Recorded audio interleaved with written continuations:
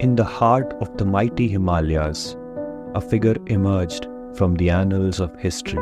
In your opinion, what are some of the key attributes or qualities that made General Zorawar Singh such a remarkable military leader? देखिए, general Zorawar Singh को आज इसलिए याद किया जा रहा है कि उन्होंने एक ऐसे हिस्से को भारत के साथ फिर से जोड़ा जो लंबे समय तक भारत के नियंत्रण में नहीं था। आप इसको ऐसे समझें कि आज भारत का जो भौगोलिक मानचित्र हम बताते हैं वो इसलिए पूरा लगता है क्योंकि जनरल जोरावर सिंह ने उस हिस्से को जो कराकोरम और हिंदू कुश तक जाता है उसको फिर से भारत में जोड़ा, जिसको बाद में भारत के स्वतंत्र भारत में एक्सेशन जिसका हुआ। इसलिए भारत के इस मानचित्र के निर्माता के रूप में जनरल जोरावर सिंह की एक बड़ी भूमिका है और इसी के नाते उनको याद किया जाना चाहिए। दूसरी बात, उनका एक मोटिवेशन है, वो एक कर्मचारी की तरह, एक नौकर की तरह व्यवहार करने के बजाय एक सेल्फ मोटिवेटेड पर्सनैलिटी थे और उनके सपने भारत के उस सुदूर क्षेत्र को फिर से भारत में जोड़ने के थे जो उन्होंने करके दिखाया। सोचना एक अलग चीज़ है, लेकिन अपने सपने को जीना और अपने सपने को साकार कर पाना ये हर किसी के भाग्य में नहीं होता। जनरल जोरावर सिंह ने ये सोचा भी और ये करके दिखाया, ये सबसे बड़ी बात है।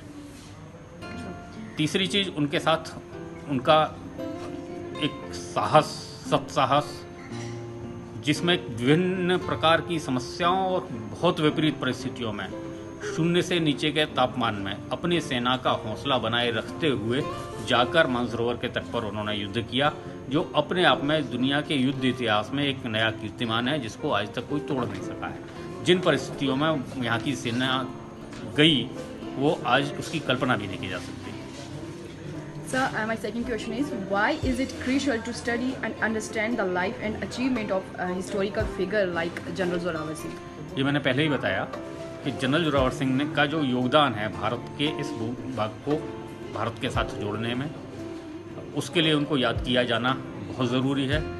दूसरा, उन्होंने युद्ध नीति, रणनीति के मोर्चे पर जो एक पैमाना, एक कीर्तिमान स्थापित किया है उसका अध्ययन किया ही जाना चाहिए। और साथ में उन्होंने ये सब में अपने लिए कुछ नहीं सोचा, कुछ नहीं किया, कुछ नहीं लिया। ये उनके व्यक्तित्व को एक ऐसा व्यक्तित्व बनाते हैं जो भारत के इतिहास में भी ऐसे बहुत कम लोग रहे हैं। उन्होंने उसमें से अपने लिए कुछ भी नहीं चुना, भारत को भारत बनाने के लिए उन्होंने ये सब कुछ किया। इसके लिए उनको आज स्मरण किया जाना जरूरी है। सर, मेरा लास्ट क्वेश्चन है कि जिन लोगों ने आज ज्वाइन किया उनके लिए कितना ज़रूरी है इस सेमिनार को, मतलब उनसे क्या बेनिफिट मिला है इस सेमिनार को ज्वाइन करने से?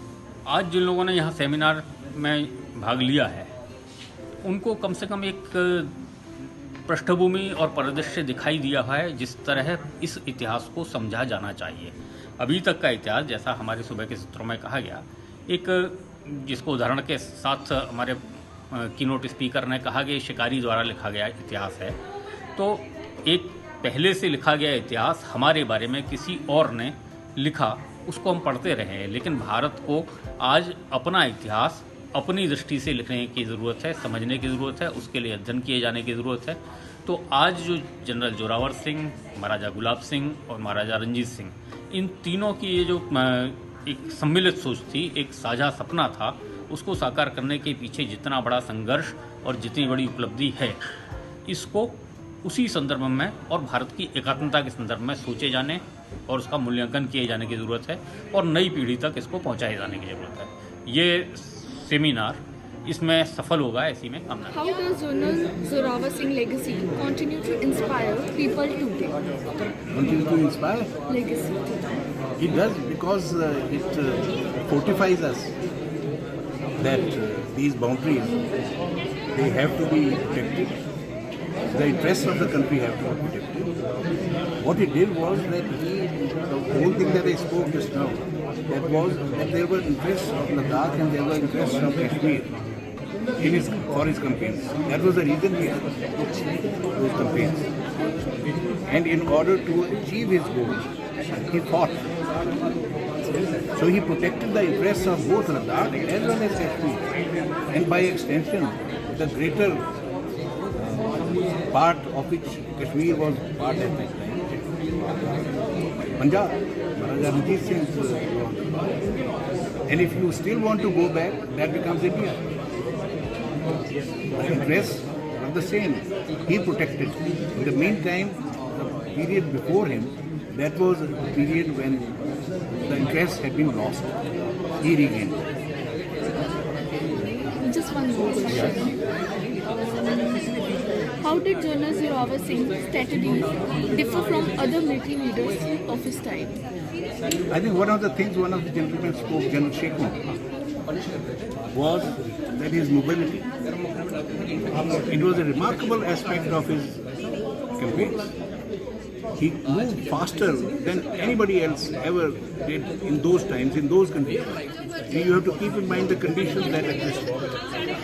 Forbidding heights, inclement weather, and earlier the people who have tried to invade these parts, they have always called कि यहाँ पर दमगिरी हो जाती है. दमगिरी सांस जो है बीमारी वो होती है, घोड़े मर जाते हैं. Despite all these odds, he led those campaigns. That was the greatest part of his campaign. Mobility. Thank you so much.